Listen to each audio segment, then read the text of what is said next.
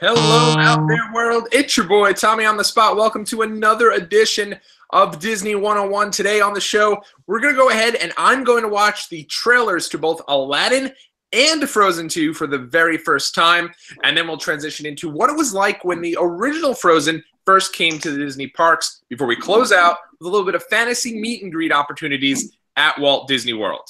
If you like what you see, make sure you hit that subscribe button. And now that we're starting the show, let me welcome in my main man, Steve, who's live in Orlando, Florida. How's it going, Steve? You know me, magical as always. Absolutely, and Super HD too. So we got to give Steve is Super HD, and I'm like sort of HD. So hopefully someday soon I'll figure out how to get me also to be as HD, and it'll be crystal clear on both ends of this year. But we're making it work. How was your week, Steve? It was good. We actually had a 3-day weekend down here. So it's been kind of nice, but now we got another 4 weeks until spring break. So just kind of bearing down the hatches here. Do you had a 3-day weekend starting on Friday? Yes, I did. Because so here in Osceola County, the schools get off on Friday for what we call Rodeo Day.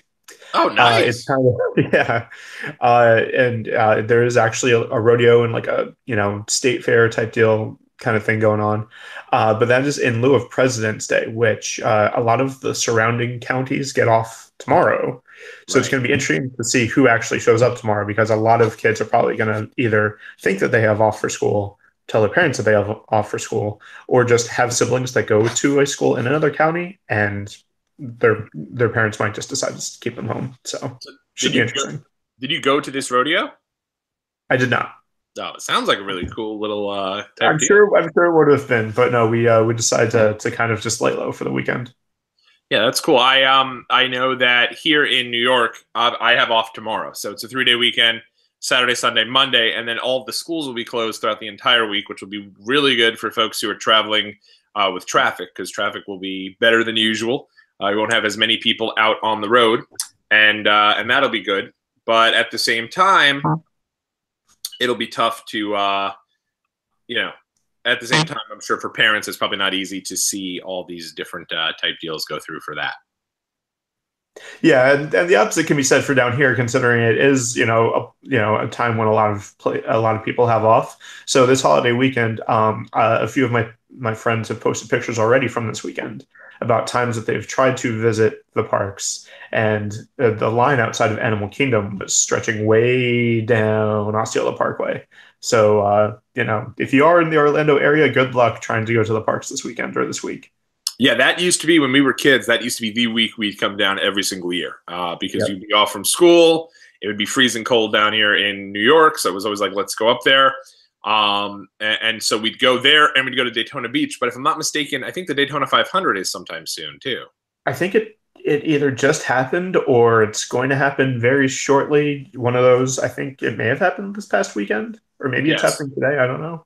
So with the two different areas, though, it was always jam-packed, lines galore, and it was always a nightmare. My mother, though, refused to ever go during the summer because she thought it was too hot. But at the same time, to me, it was not worth going down every single February because it was always so packed. But yeah. In any event, we here Disney 101 today, what we're going to do, we're getting into some news topics at some point, but I wanted to kind of start with this trailer here. 2 big trailers came out. Actually, I think 3 big trailers came out. Yesterday, I went to go see Cold Pursuit. Have you had a chance to check that out? I've heard about it, but no. It is about the furthest you can possibly get from a Disney movie, but very good. It's good because it's really out there, and it's a little definitely a violent movie, but there's a good amount of humor throughout that really kind of helps the movie go through. And I was unaware that Liam Neeson had any sort of humor in his entire bone, but he did good. It was a solid movie. But during that movie, there was the trailer for the new X-Men movie that's coming out. Have you seen this? Are we talking about the Dark Phoenix one? Yes. Yes, I have. That looks very good. It does, yeah. I mean, I think a lot of people are kind of throwing X-Men has always kind of been in that realm where they're not as bad as like the Fantastic Four movies and like a few of the other more Marvel movies came out, but there's just something about them that hasn't been up to par with some of the other, with like the MCU releases. It's kind of in that middle area where they're good and people go see them because they're X-Men movies, but you don't really get a lot of outsiders come like getting drawn in like it seems like the MCU gets. Yeah, no, absolutely. I agree, and I don't know why that is. I know that people um, certainly love Wolverine. I think he's big time. People like him, but other than him, you don't really hear too much about X-Men. Yeah, Um, yeah, so it's weird. I think that's just because Wolverine was always the most popular one, even going back to like the '90s animated show and everything. Yeah, that's and now this seems like this is the continuation of the what is it? The First Class series, right? Essentially, yeah, this is basically so it went First Class and then Days of Future Past, which kind of officially retconned everything so that everybody can now continue into this new universe, which continued with Apocalypse and now continues further with Dark Phoenix. Oh, okay. Well, that makes a certain degree of sense. But at the same time, so this one looks like it's all about Jean Rogue, right? Jean Jean Grey. Grey. Jean Grey. Apologize. I called myself at least. Yeah, so I mean, basically the most popular storyline with Jean Grey surrounds Dark Phoenix, which is this kind of like otherworldly being that ends up inhabiting her. It's there's a couple of different ways that this kind of goes down, but most of the time it ends up basically with Jean Grey being possessed one way or the other, and then kind of turning evil, and then the rest of the X-Men kind of have to deal with it. Sometimes like if you go back to the '90s, TV show, a lot of it took place like in outer space with a lot of like otherworldly beings, and like there was a lot of space stuff and sci-fi stuff that went along with it. But I think this time they're going again, kind of like what they did with The Last Stand, which was the last X-Men movie to feature Phoenix. It Okay. looks like they're kind of going a little bit more of that route, just keeping it grounded here on Earth and just kind of having to deal with everything that's going on with her. One thing I did notice that I thought was interesting is this the first time Beast has actually been included in the series? So he was in the original trilogy with, I think he was in The Last Stand, and he was played by Kelsey Grammer, which I Ah, think was like phenomenal casting yeah, because you're right. He that was was. like the first person that I think of. But no, he Beast was in First Class too. Oh, was he? Okay. Yeah, Yeah, he's been in all of them. he's my favorite of the whole bunch, and I feel like they've never done. I know he wasn't in the first couple. Then I No, think I yeah. probably fell off X Men a little bit. Is probably what happened. But this one does look good, and we'll probably going to try to check it out. Is it even Disney though? I mean, this is like kind of not really Disney, right? No, this is 20th Century Fox still. But Disney now owns 20th Century Fox, so Right, yeah, but it's like they're not. This is still kind of the leftover from the pre-merger okay, series. So that's what it's going to be interesting to see moving forward what happens. Whether it's going to be a complete reboot and they're going to, maybe make more X-Men that are going to come into the MCU fold, or okay, just continue with the same actors and just somehow make sure that that connection is sort of bridged. And because the whole thing is that there has been no X-Men in the MCU, so to bring them in, it would be very organic. It wouldn't have, you wouldn't have to necessarily like do anything else, or they could just say they're in parallel universes and have them do something weird. That's what I love about comics, is that there's always some sort of like Deus Ex Machina, that it's just like here's a fancy way of explaining it that doesn't really matter, but it gets the result that you want. gotcha. Well, it's funny because I don't know if this is just something that I've noticed recently, but when we go to the movies, every trailer seems to get a degree of a pop from the people watching the movie, which you're supposed to shut up during the movie, but I feel like during trailers people don't usually do this. So, for example, they started the trailers out yesterday with Fighting with My Family, which is the new Rock movie. Yeah. Yeah, and so this starts, and everyone, you can hear the grumbling. Oh, that's Fighting with My Family. Everyone's all excited about that, and they're doing. Everyone seems a little excited. This went right into, ironically enough, Hobbs and Shaw, which is the new Fast and the Furious movie. Mm-hmm. That got a major, like everyone was all, oh, wow, wow, wow. Everyone's all excited about that. they went right into John Wick 3, which like you'd think no one would even get excited for, but everyone did. So then when X-Men came on after that, I was like, oh, here we go. And I kind of was all excited. Nobody went with me. So I guess people are not so into. I especially assume like a Marvel type movie, people get usually very excited for, but it seemed like people weren't the most excited for this one, just in the theater I was in. Yeah, I mean, and I haven't seen it, so I whenever I see the trailer, it's usually on my own time. So I can't tell you what the reaction was anywhere that I've gone to see it. Yeah, yeah. Well, it'll be. I mean, hopefully they'll be able to do it and be able to kind of go from there moving forward. I'm assuming that the X-Men proper series is officially finished, right? I mean, I think it kind of, so Bryan Singer, has been the director in and out of a lot of the X-Men franchises over the years, I believe he's one of those people that has gotten caught up in, sexual harassment scandals and that kind of stuff. Oh. So I don't necessarily know if he's going to be continuing it Right. or just to know what's going to happen. It might have to be one of those things where you have to go and watch the movie to find out if they're going to be teasing anything future, which, X-Men, I feel like X-Men is one of those franchises that is always setting up the next thing, because for a long, if you go back to the original trilogy, it was Phoenix, and it all gets set up. And then with The Last Stand, it was, here's the Phoenix. And then there's a little bit of a tease at the end, but, it never came to fruition. So was the tease at the end of Last Stand when, probably I'm wrong, but Professor X is like, someone's in like an airport and you hear Professor X's voice and then it shows up where he returns? Kind of. So, spoiler alert, for a 20-year-old movie. That's right. That's right. We always got to give that spoiler just in case. But throughout the movie, there's a scene where Professor X dies, and then the stinger at the end, the end credit scene, is basically him waking up, but like in a John Doe body, where this guy was like, they showed him way earlier in the movie that he was in a coma or something, and then he wakes up and then he said, he says the name of the doctor that's been watching over him, which is Moira Taggart, who is a kind of a prominent character in the most recent franchise. Gotcha. Well, hey, I mean, I guess we'll see. Now, in the one where the movie All About Wolverine, the spinoff about him. Which one? Well, there's one about where there's the latest one, I guess. Logan, right? Yeah, a heartbreaking movie. Yeah.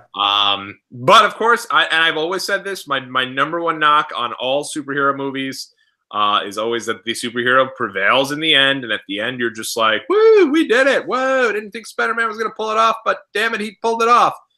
I like movies where it doesn't happen that way because it's a little more realistic where something doesn't go right. I don't know that we needed like something as devastating as that or like in the last Avengers movie, but sure. Eric even looked at me and thanked me for the last Avenger movie because I say the same thing after every superhero movie, but there was nothing after the credits for Logan, right? I don't remember if there was or not. And that's the thing. Logan was, so part of the thing is that, so Logan is also based on a comic, like it's a standalone comic called Old Man Logan. I think that's one of the ones that Frank Miller did. Okay. But, and that's the thing, it's set way into the future where, Professor X is even more older and Logan is starting to, his, regeneration is starting to fade him and all this other stuff is starting to go on and everything. So it kind of makes sense for him, for the ending in that movie. But, for him to, if he were to die in like the middle of, one of the other ones, it's kind of, I was avoiding the spoiler there of what happened. Well, I mean, again, the movie's like 5 years old. It's like if you haven't seen it yet, you can't blame us. But all right, so you've seen though this. I guess we'll kind of wrap up the discussion about the X-Men stuff. But I do think that does look good. I thought the trailer was really really well done. It didn't have The Rock in it, which apparently I didn't realize everybody loves him so very. I know I did because I was a wrestling fan, but I didn't realize hearing everyone's reaction in the theater yesterday over his two movies, he's quite a popular guy. Oh yeah, I mean, and he's got a bunch coming out in the next couple of years. He's gonna, there's gonna be a Jungle Cruise movie. That looks incredible. That sounds awesome, and I'm sure it's gonna be great. Yeah, that I think is going to be good. He's actually slated to maybe appear in a later DC movie, Is that Black Adam?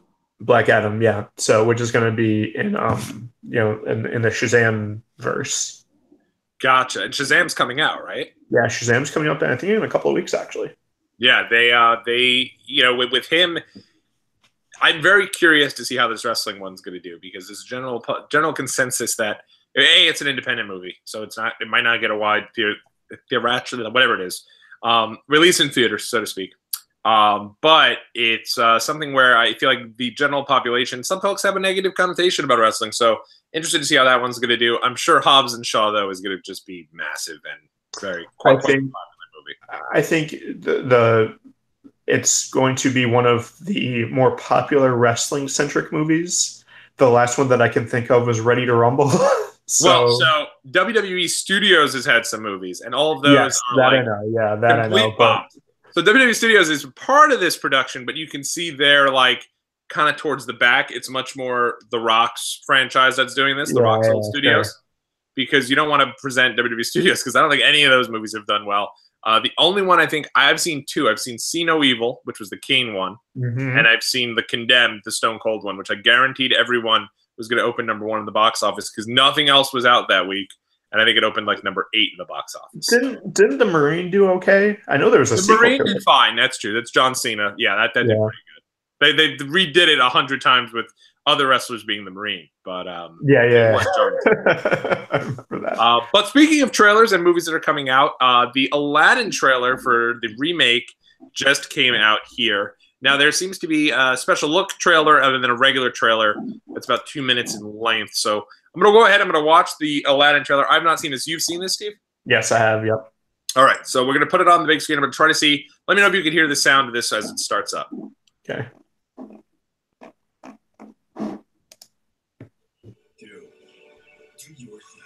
Can you hear that? A little bit, not super loud. I will put it up. Whoops. I'm going to make it a little filibuster here for 1 second while I run over and fix that up. Give me 1 second. Now, so I don't know if I should actually share my thoughts yet. I was going to hold off sharing my thoughts until you've actually seen it. But while I'm doing that, are you good? Yeah, I'm good. I'm good. Okay. Well, but I wanted to hear what you were going to say. What were you going to say? All I was going to say is I was going to hold off on actually sharing my thoughts until you've actually seen it. Oh, no, I just moved over there because we just got a new TV, so we set up remote-wise yet. So, okay. All right, so I'll go ahead. I'll play this here, and we'll see how it goes. Now you can hear it? Much better.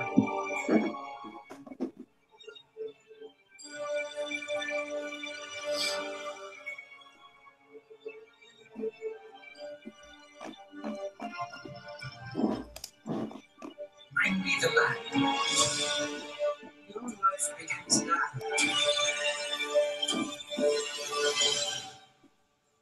Aladdin.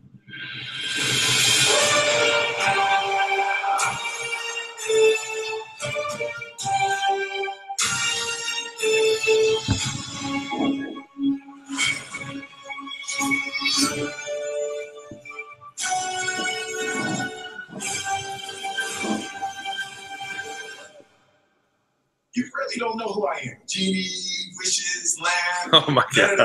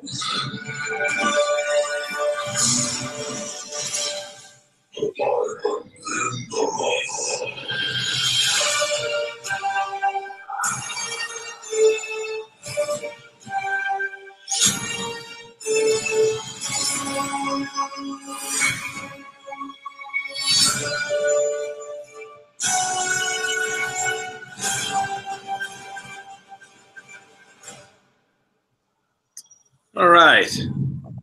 Well, I What do did you think think? the genie looked quite silly.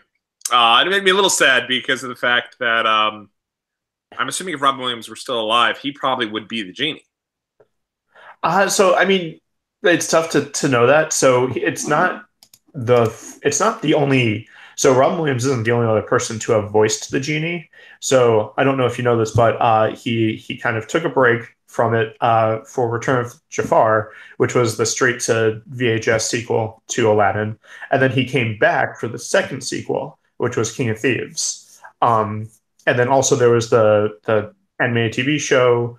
And in both of the Return of Jafar and the TV show, Genie was actually voiced by Dan Castellaneta, who, Oh, okay. I don't know if you know him, but he's the one that plays Homer Simpson on The Simpsons, and Really? about 80 other people on The Simpsons. But yeah, so it's not like they came up with a no name. You still got a very well known voice actor to do this, and someone that can imitate the voice a little bit, but there's no imitating the spirit and just everybody is just doing a, they're doing an impression of Robin Williams doing the genie. So it's different. It's more organic, I thought, when it was either the first movie or the third, where there's just that organic spontaneity that you can't match with Robin Williams. You can try and script it so that it sounds like it's off the cuff, and you can try and get someone that is maybe a little bit, that's good on the improv and the uptake, but that's what Robin Williams was known for. He was known for that crazy spontaneous improv, and you can't, when that is the role, you can't try and match it. Right. That makes sense. So my only thing with the Will Smith genie is that it is very apparent that it is Will Smith as the genie. You can't, like, he is one of the most recognizable people as far as his voice and his appearance and everything. You can't mask that with, even if it was complete CGI or if it was completely animated, it would still be Will Smith doing it, you know? So in my opinion, what they should have done was gone with a less recognized actor to do it, even if it's this nobody guy. Like, you need to do some, not that he's not going to be a good genie in and of itself, because we know that he can't compare to Robin Williams genie. It's like when Jared Leto took over from the Joker from Heath Ledger. Like, that Jared Leto there's no way that he's going to be able to match just the way that Heath Ledger portrayed the Joker. So he's going to have to try and make it his own thing. And I think he did pretty good. Yeah, I mean, there was a few problems that I had, but that's kind of besides the point. But the thing is that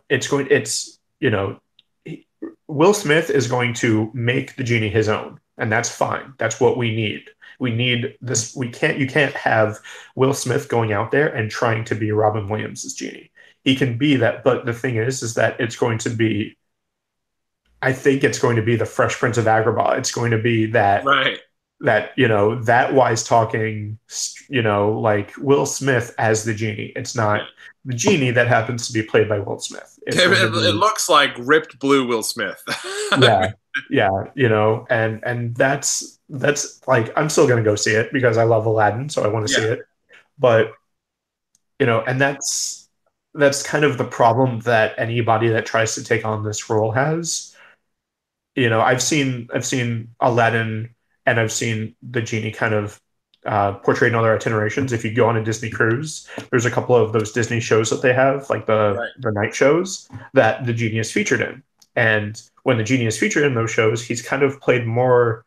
It is very that, he's quick with the pop culture references and he's quick with those kinds of things, but it's very, he's still trying to do that kind of Robin Williams impersonation, where I've never seen the Broadway show, so I can't compare the way that he portrayed in the Broadway show, but I'm sure it's something similar. But those are all actors that are kind of more just doing the Robin Williams impersonation. You can't have Will Smith trying to do a Robin Williams impersonation. It's not going to work. Well, so the guy who does the genie on Broadway, he's a guy by the name of John Monroe Iglehart, and he's fantastic at it. And it's completely different. And he does do his own thing. He's won a Tony Award for this performance. Yeah. I think he's been there the entire time. I've gone to see it, and it was one of these deals when I first saw him, I was like, well, this guy looks nothing like Robin Williams. This isn't going to work, but it does. I almost feel like maybe they should have had him do it, because I think that, yes, he's a Broadway actor, but he does such a good job that I feel like that could have been something where you could have had him do it and him be a part of it. Will Smith, I feel like I was watching this and I was like, oh, okay, cool. Oh wow, it's Will Smith. Oh wow, look how Will Smith looks. I feel like he almost took away from the entire trailer a little bit. Yeah, and that's kind of that was kind of what I was trying to get at, is that you can't mask Will Smith doing it. It would be like, it'd almost be like if The Rock were going to go and do it. Right. It would be very apparent that is The Rock. It's Dwayne Johnson as the genie. It's Right. not, it's not the genie, and he happens to play by this other actor, where you don't really, that's why I think it would be better as an unknown, where you have to get this other actor that you don't have any other frame of reference for. When it's Will Smith up there, that is Will Smith. Right. That is Will Smith as the genie. I can't get over the fact that it's Will Smith as the genie. There are those actors like Liam Neeson maybe, or Gary Oldman, where they just lose themselves in their roles, and you can't tell the people apart. You don't go up there and think, oh, that's very clearly this actor. Right. That's why a guy like Vin Diesel, he is and like these action stars, like you can't picture him in any other kind of role. You're not having Vin Diesel going out there doing Shakespeare. Exactly.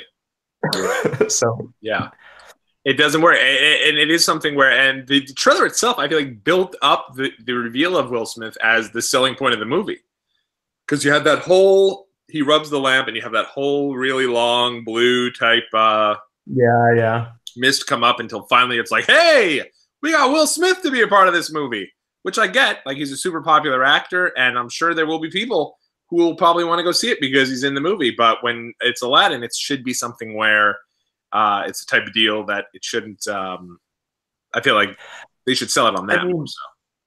I mean, even when they got, if you look back at some of the other big live action releases, Maleficent with Angelina Jolie. I mean, Angelina Jolie is still a very recognizable actress, Yes. but you didn't, the whole time it wasn't, this is Angelina Jolie as Maleficent. It's just she can take it on her own.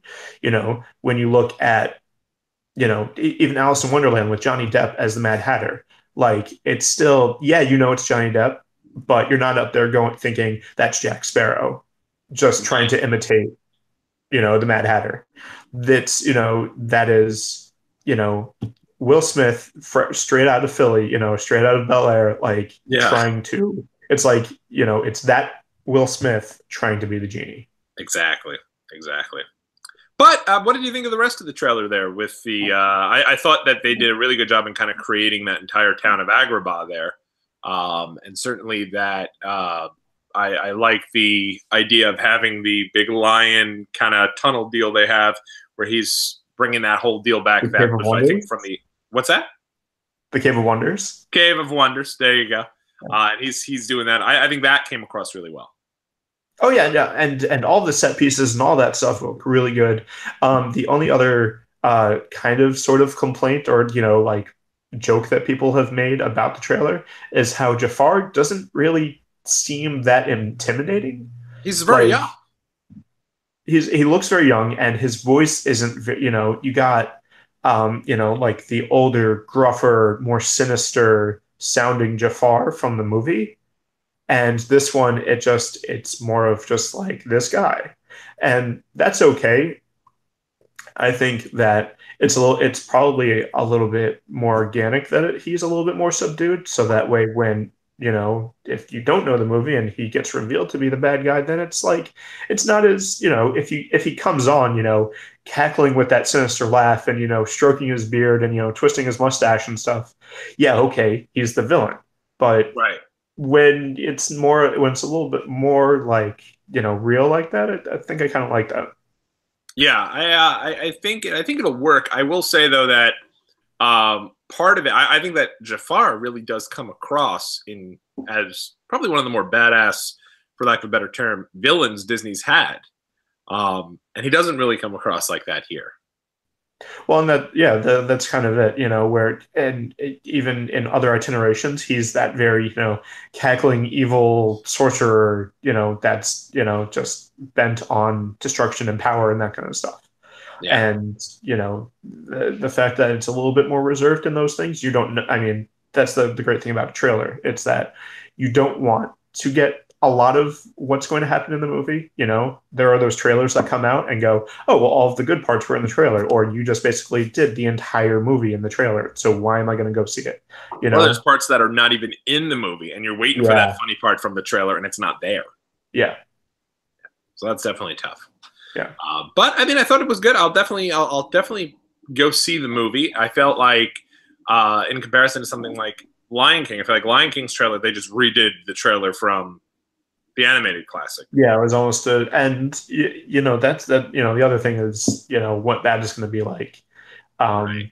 That's coming out soon, right? It's both are coming out this year, and I never would have thought that in a year that there's going to be a live action Aladdin and a quote unquote live action Lion King, I would be more excited for Frozen 2. Oh, I know, right? Yeah, it's very weird. But speaking of which, a great segue. We can go ahead and start that trailer there. This is my first chance checking out this, and I'm very interested in this one because of the fact that I think this is the first time that an animated Disney movie, and I could be wrong on this, has had a sequel. And I understand the Pixar movies, which are kind of in their own bubble. This might be the first time that Disney's had an animated classic have a theatrical release for a sequel. Am I wrong on that? I think you might be right, because all of those sequels that came out in the 90s and early 2000s were straight to VHS or straight to DVD. So yeah, the DVD for Aladdin, you were just talking about Aladdin's 2 and 3, and I'm like, huh? Like, I didn't even know there was Aladdin's 2 and 3. So that is definitely something to look at there, and something we could so let's see here. I'm going to get going on the Frozen 2 trailer, and we'll see how it goes.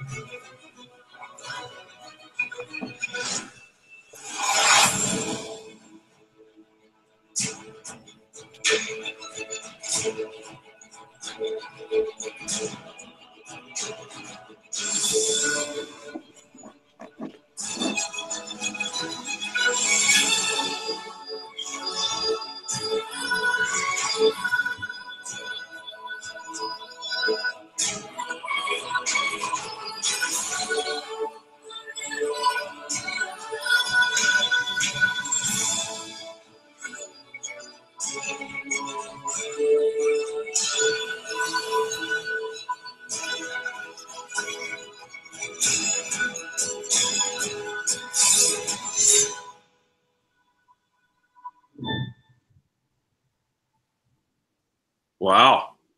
Well, that one, sorry about that.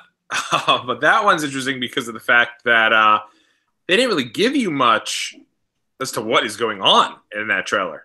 Yeah, there's a lot to unpack as far as like, okay, what actually is going on. It starts off with Elsa having some sort of like, she's trying to basically like ride the waves, but like ice style. And then, it cuts to uh, Kristoff riding Sven, like with like a herd of reindeer at his back. Right. And, Anna jumping over, and like Anna by herself. And, then it's Elsa and Olaf, and, she's displaying some of her more ice powers and like all of this stuff. And it's like, what is going on? Right, exactly. And I mean, that is one thing, because I feel like the Disney animated classics probably do a good job in closing the story. So I didn't necessarily think that there was going to be a deal where there was something really to get into at the second. There wasn't really a sequel that I thought was the most necessary thing to have. So it seems like there's something here where it's like they all seem like they're maybe in a state of panic. And I guess we got to go see the movie to see what happens. Yeah, and I really like that it doesn't give anything away, because that is the mark of a true trailer, where it's spoiler free, but also it doesn't it goes the other way too, and it doesn't really, it gives you just enough to make you want to know what's going on, and right. Not in that confusing why is this stuff happening. It's what is like, why are all of these things happening? So that's right. what I love. But that one was good too, because the music certainly got you amped up. It certainly felt like, oh man, what is happening here? Why is Elsa trying so hard to get over the waves? What is the deal with her? What is she doing? So I thought that was good. At the same time, they also established everyone will be back. I was getting a little excited myself that maybe Olaf was going to sit this one out, but it looks like he'll be there as well. I loved Olaf during the movie. Have become pretty sick of Olaf ever since the movie, though. I've had my fill. But obviously you can't take him out. Everyone's a big fan. So, who knows? Yeah. So I think that does a kind of a nice segue into the other topic that we were going to kind of mention. Well, So I definitely want to talk about that. And one of the things I wanted to quickly touch on, do you feel like the Frozen, Disney didn't see this coming with Frozen? And so that's why I don't believe there's any after credit scene. Was there? Or if there was, it was something silly. No. And that's the most of the time Disney doesn't really do an after credits. Right. Sometimes they will. Sometimes, if it, they, a lot of times it's not really to set up another movie. It's just a little like gag at the end. Like it was at the end of Ralph Wrecks the Internet. I haven't seen that. I've seen, I know Big Hero 6 did one. Yeah. They was, it kind of, so Big Hero 6 was actually a comic. It was actually a Marvel comic before Disney made it into a movie. So that's kind of partially why Stan Lee doesn't make that cameo, and why there is that kind of very Marvel-ish stinger at the end. Right. Oh, I didn't even know that. That's cool. Yeah. So that's kind of partially why. They've done little after credit scene actually at the end of Return of Jafar. As a matter of fact, there's a little. It's like and it's really, it doesn't really add anything, but it's a nice little gag at the end about one of the other characters that kind of was left, and he just disappeared halfway through the movie, and then it cuts back to him in that same position that you left him in. So really? I think that's kind of funny. Yeah, that's crazy. Yeah, I know. For example, I think that they could have totally done this trailer. This almost feels like it's a collection of after credit scenes that they could have had at the end of the first Frozen movie. Or maybe you could have had Anna running in panic, or Elsa running in panic, rather. Yeah, especially that first scene where she's doing where she's trying to ride the waves and do all that stuff. That totally could have just been that by itself. And then you're like, there have been, like some sort of reason that maybe you kind of hinted at, or just let it be like that. And you just see her that first part, and without the multiple tries, and it's just her first reason, and you're like, why are you showing me this? Right, exactly. Now it's like, oh, what a great movie that was awesome. Wait, what the hell just happened? And then you're off to the races. Yeah. So, but I think this is a good segue. We wanted to talk about today kind of what it was like in the parks when Frozen first came out, because when Frozen first came out, I don't think this was built up as the next big Disney movie. I think Disney's had some animated classics, but Disney had that wave of early 90s animated classic, your Beauty and the Beast, your Little Mermaid, your Lion King, those types of movies that went on to be huge classic movies that define a generation, so to speak, then there really haven't been those animated classics in the from that point on until really this new wave of animated classics. Yes, you've had your Pixar type stuff, and I'm not really including that, but these types of movies like your Frozens, your Moanas, those types of movies that you have your song that defines it, that every kid loves, that you grow up loving and singing, and this, that, and the third. So Frozen really, in my opinion, started that revolution there. So I wanted to talk with Steve today and have Steve talk about what it was like in the Disney parks while when Frozen first came out. Yeah, and I don't know if you know this, but just the fact that you kind of mentioned it a little bit kind of hinges on this. But there are actually very distinct eras that Disney films are kind of broken up into. The first one would be, that's considered the Golden Age. And the Golden Age is the very first, it's like 1937 to 1942. And that's going to be when Snow White and Pinocchio and Fantasia first came out, and Dumbo and Bambi. And like, those are the first like big hits. Up until then, it was a lot of, like short stuff and like that kind of stuff. But that was like the first, that's when you get all of those, the big stuff. And then after that, World War II. So there's the wartime era when not a lot of it's a lot of like either shorter movies or they're not really a lot of features. That's when your favorite Saludos Amigos came out with the Three Caballeros. That's a great movie. Absolutely. Some that you might have heard in passing, like Make Mine Music and Melody Time, and more of like the response to Merry Melodies, that kind of thing.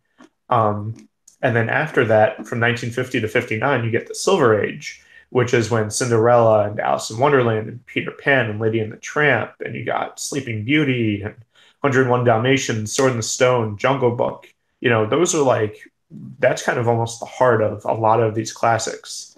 And then after that, you get sometimes it's referred to as either the Bronze Age, sometimes it's referred to as the Dark Age, because of the movies kind of slipped a little bit as far as popularity, and they kind of did handle some darker tones. Like the Black Cauldron is when that, Black Cauldron is a very dark fantasy based on a series of dark fantasy books that the Black Cauldron, if there's one Disney movie that you could probably bet that most people haven't seen, probably be that one. You got some pulls, but the Black Cauldron is just it's a cult classic in every sense of the word. But then you do get that Disney, what? Have you seen it? Yeah. Oh yeah. Okay. And I actually have the first 2 books in the series that it was based on. Oh wow. Well, there you go. But then you get that Disney Renaissance, which is the movies that we all grew up with, or those of us that are millennials, or like our generation. Right. That's The Little Mermaid, Beauty and the Beast, and Aladdin, Lion King, Hercules. All of those movies.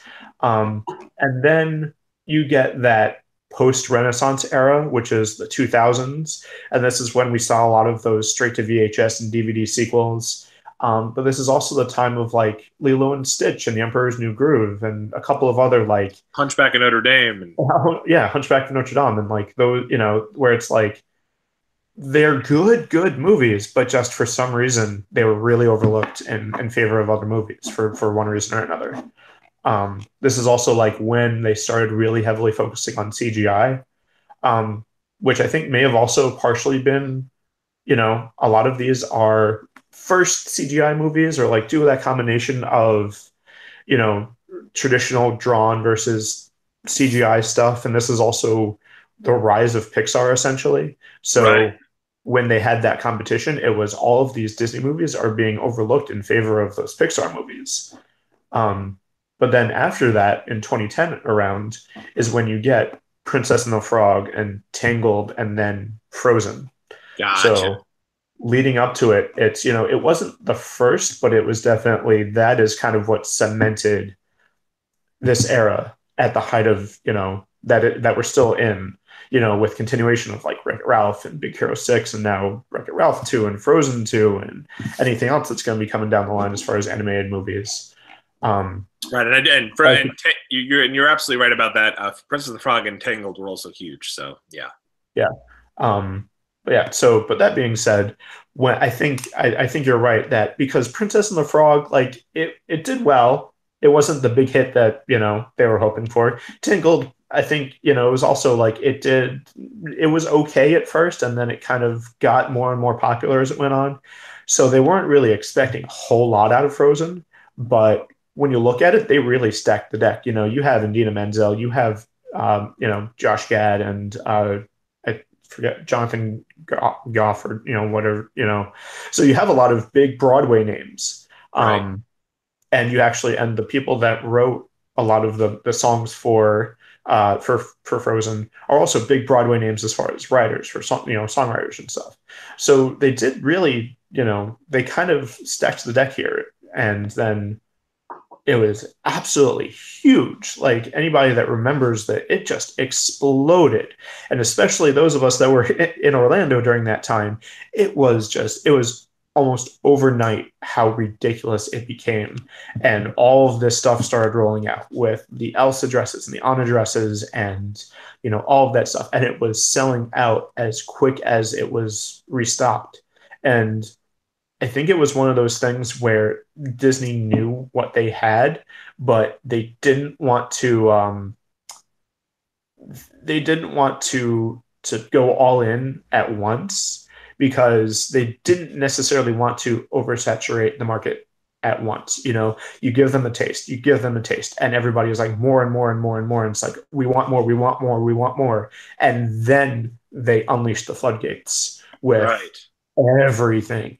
And they did the meet and greet. And I remember the first time that Anna and Elsa did that meet and greet, it was in the Norway Pavilion, and it was really rushed and it was really kind of slapped together. But you had people waiting on those lines from the second that the park opened. Excuse me, the second that the park opened at 9 a.m. or on a good day at 8 a.m., they were rushing. We called it the Frozen 5K. We called it because it was people running in the park to get to Norway. And if you weren't one of those first people, if you weren't there before 8 a.m. or before 9 a.m., you were waiting 5-6 hours. Yeah, and what year did that ride open? I'm blanking now. I want to say it was like 2014. I think it was 2014. That sounds about right. Maybe 2013. 2013, yeah, it was November of 2013. Right. So everything actually kicked off in 2014, as far as like most of the actual meet and greets and all that stuff. And I remember that was something where we went down to the parks to go on the ride itself. I think for the first time in Norway. Want to say, when did you guys get married? We got married in 2015. 2015. Was that maybe then the first time we went to the ride? I'm trying to think. I don't think the ride was open then. I don't think it was. I think the first time we went was when we were down for Mania in 2017. And I remember that was like, we got there right as the park opened. This is like years after it opened. And we ran all the way over to Frozen, and there was still redonkulous line. Like all the way around, hours long waiting, and of course my wife was super into going on the ride, so we went on that, and then we actually ended our day going on it again. And this is years after the fact, so I can't imagine when it first opened. Yeah, it opened. So the ride opened in 2016. So you had a couple of years in between, and it was still the popularity kind of ebbed a little bit, but then they brought it back again with the opening of the ride. But it was when we were there, you had people that got so angry when they found out that it was going to be a 5 or a 6 hour wait, or especially when the Frozen ride opened, and it was that 3 or 4 hour wait. And the thing about a ride like this, it's kind of similar to what happens with the Peter Pan ride as far as fast passes go. So you have to understand that, when you're looking at the ride and the fast passes that they offer, they're only going to offer what the ride can handle. So it's going to be based on the capacity. Now, you can only fit a certain amount of people in this ride at any given time, which means that it's not going to be like, Soarin', which has a bigger capacity, or, Mission Space, or even some of the shows, or like roller coasters. Like, they have larger capacities. They can put more people on the ride in a given hour than a ride like Frozen or a ride like Peter Pan, it's a slow moving ride. It doesn't have, the vehicles themselves can't fit a lot of people. So when all that stuff gets factored in behind the scenes into how many fast passes they can get released. So if you only have, for argument's sake, let's say it's 10% of the total ride capacity in an hour, that's how many fast passes they're releasing. So if, you can only say that 1,000 people on the ride in an hour, just, kind of using round numbers, that means that you're only giving out 100 fast passes for an hour slot. And if you're only open for, from 9 to 9, you're only open for 12 hours, then that means that there's only, 1,200 fast passes? And if each family is of 4, then you really Right. only get, you're only giving out 400. So that's why, fast passes go so quickly. And at a place like Epcot, when there's not a lot of other choices and there's not a lot of other options to spread the love around, that's what happens. And people were getting so angry that, because this was when we're talking about, the pre-registration and all that stuff, people coming up to the park the day of trying to get a fast pass for Frozen. No way. The day of. For Fast Track or Soarin' or anything. Like, when Fast Pass first rolled out, especially at Epcot, you were lucky if by the time you got to the park, if Mission Space was still available. Wow. Because you were going to get Living with the Land, Journey into Imagination, and Nemo, because those were less popular and because they have a bigger ride capacity. So it was a whole thing. And so people were getting, like, almost to the point of, like, physicality upset. And as a coordinator around that time, we always had someone there at Frozen, because we knew that people were going to be waiting in line for 5 or 6 hours between the meet and greet and between the ride. So we always had someone there.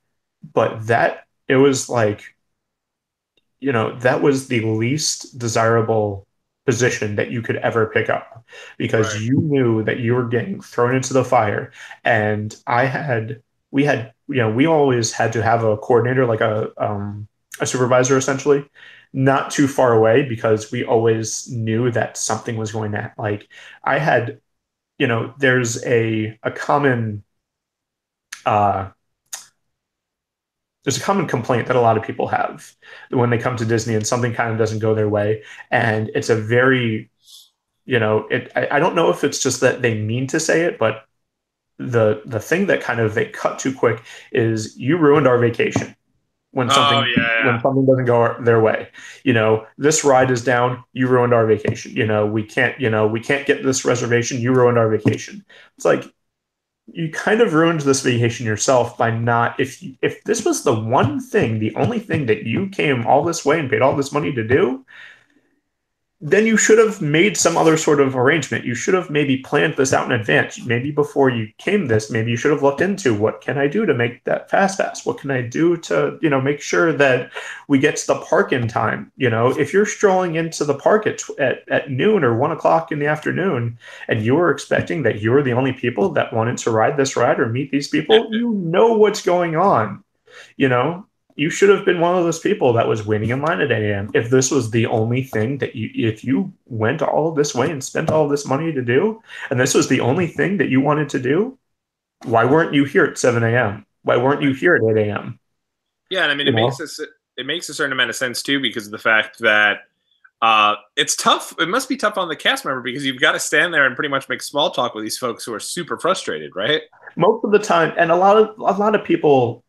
It's not everyone, but the hardest thing about, the hardest thing about being a cast member is that you don't get those people that just come up to you and say, "Hey, I just want you to know that you really made our trip special," or, you really went, I saw that you went the extra mile to try and help us out, and that kind of thing. you don't get the people that compliment as much. You don't really see that as much as you get the complainers. I'll never remember the person that and it was this cast member that she was one of the nicest people that you would ever meet. She is one of those people that always been bent over backwards. She was always the one to try and make sure that she was completely 100% on stage and she was in that moment in character, doing everything that she could. And that I was standing right next to her when this family comes up and they can't get their fast passes. And mom and dad look to the little kids, point back at the cast member, and go, "Do you see that woman? That woman just ruined our vacation." Oh my gosh, that's crazy. And then the two kids were going off on the cast member too. And I was like, what is going on here? Like, she didn't do anything. Yeah. All she said, there is no place that I've ever seen where they will shoot the messenger quicker than at Disney World. Yeah, it's one of these deals where I know in that moment. Well, one of the things because they do give fast passes out sometimes if something goes wrong, but I'm sure it's like back then it was probably a fast pass for anything in the park other than Frozen. So when there are big rides that come out, like it happened with Frozen, it happened with Mine Train, it happened with Avatar. Basically, anytime they give a guest recovery thing, it's going to say blah blah blah, except for this ride, or except for the only time that you can ever get a fast pass for something like Frozen, back in the day, or Mine Train or whatever, is if you were on the ride and it broke down. Right. And or something happened at the ride. You can't say we had to we were in ride for Soarin' and it broke down, so they gave us this fast pass. Okay, so you can go back to Soarin' for it, or you can go back and use it at Test Track. Even sometimes they would do that. But when you have a ride like Frozen, or when you have a ride like Mine Train or Avatar, or when it's going to come out, the Star Wars rides and stuff like that, the guest recovery is going to be very specific to those rides. Yeah, I know when we went down for my bachelor party, the first day, James and I were down there, and we were sitting online for Dinosaur, and the ride broke down. And we didn't complain. We were just like, all right, hey, things happen. Sat down and relaxing for a few, and a cast member went by and said how everything was going and what we were doing there, and we explained we were there for my bachelor party, and she was like, hey, hey, if you guys want, head over to guest relations, explain this ride broke down. No more than 15, 20 minutes. And I'm sure they'll give you a fast pass for something. So we went over, and the guy was like, hey, I'm really sorry this happened, but we can give you a fast pass for anything in the park other than Avatar. They said they can't do that. But then when we said, oh, we're actually leaving the park, headed to Magic Kingdom, they said, all right, well, why don't we give you guys a fast pass for anything in Magic Kingdom then? And they allowed us to. So it was actually, and we got on Snow White too. So it was actually pretty cool that they did that. And for nothing too. I mean, we didn't even complain. Like, we went over only because the cast member was talking with us and found out it was our, we were there for my bachelor party. It was like, hey, whatever. But it was cool. And that one of the things that people still don't realize is that you, especially at Disney, you can catch way more flies with honey than with vinegar. Cast members are much more ready to go out of their way or to help you out if you're nice, if you're courteous, if you're a person, if you treat them with respect, instead of going up to them feeling like they owe you something, or to get that level of entitlement. And it's so interesting to, especially now that I'm not a cast member anymore. I will always, whenever I'm in the parks, I always go out of my way to make sure that, because there is this kind of unspoken rule that they kind of teach you at Disney, where it's, you make eye contact with someone if they're a certain amount of feet away from you. You smile if they're a certain amount of feet away from you. You verbally greet them, and you say, you kind of make that contact if they're a certain amount of feet away from you. So I know when that's coming, and I always also try and respond, because there's also nothing worse than that person saying hi, bye, or welcome, or whatever, and you just ignore them and just walk right by them. I can't even. Like, like, I get that it happens so often, it happens so many times throughout the day that they don't get fazed by it. But when someone actually responds and says something back and compliments you too, those are the times that you're going to remember, hopefully, because you don't get that as often. So I remember I still have all of the letters and all of the cards and everything that I've received over the years. It wasn't a whole lot, but I still keep all of them because I remember those people that had to go out of their way in order to compliment me, or in order to say, this cast member really made our experience that much better. Yeah, no, exactly. And you remember it too. I mean, like, for example, I work in HR and I'm always standing at job fairs. I'm always trying to get people to come over and, hey, like, you guys want to help people out, blah, blah, blah, come through. And people blow me off all the time. I don't necessarily blame them, though, because I'm trying to sell something. The folks who are working at Disney, they're not trying to sell anything. They're just trying to make your experience a little better by saying hello, by acting, by doing small talk, which is not easy to do. Like, small talk is difficult as all heck. So, yeah, I agree with you 100%. Yeah, I mean, that's one of the reasons why we actually have why you have your hometown on your name tag, because it's kind of a little bit of an icebreaker. People can come up to you, and especially if they're, when I just had Queens on mine, it was, oh, you're from New York. What part of Queens are you from? Or, oh, we're from, other random place in New York or something. So, Right. When it switched over to Bayside, it was, oh, wow, you have to know the area in order to make that connection. For sure. You have to know, when I had Queens, I had, oh, you're from New York, we're from Buffalo. Like, okay, that's nice. Exactly. But like, oh, you're from Bayside, we're from Flushing, we're from Whitestone. Like, still throwing out those other like Queens neighborhoods. It's a little bit more of a closer connection than, oh yeah, we live, oh yeah, it's like saying, oh yeah, we're from Philadelphia. Like, Philadelphia is closer to New York City than Buffalo is. Right. Yeah, absolutely. It's crazy. But that is, do you feel like that was the most busy time that it had ever been when you were in the parks? Hands down. And especially over, the thing is that during regular times of the year that are normally busy, like Christmas, 4th of July, those holidays that are normally busy, Frozen exponentially multiplied that by it was crazy, because you still had people waiting 6-7 hours for a meet and greet, 6-7 hours to go on a ride. And to think that there is someone, even if a lot of times it was you had mom or dad waiting in line for that long, and then the rest of the family was going off doing whatever else in the park. You have that one person spending their entire day, essentially 6 or 7 hours, standing more or less in the same spot. That is crazy. Yeah, and the fact that enough people did it to have to garnish that long of a wait. Most people, if you go up and say, oh, there's a 6-hour wait, yeah, forget that. We're leaving. And you would think if enough people did that, then that would also cut the line down.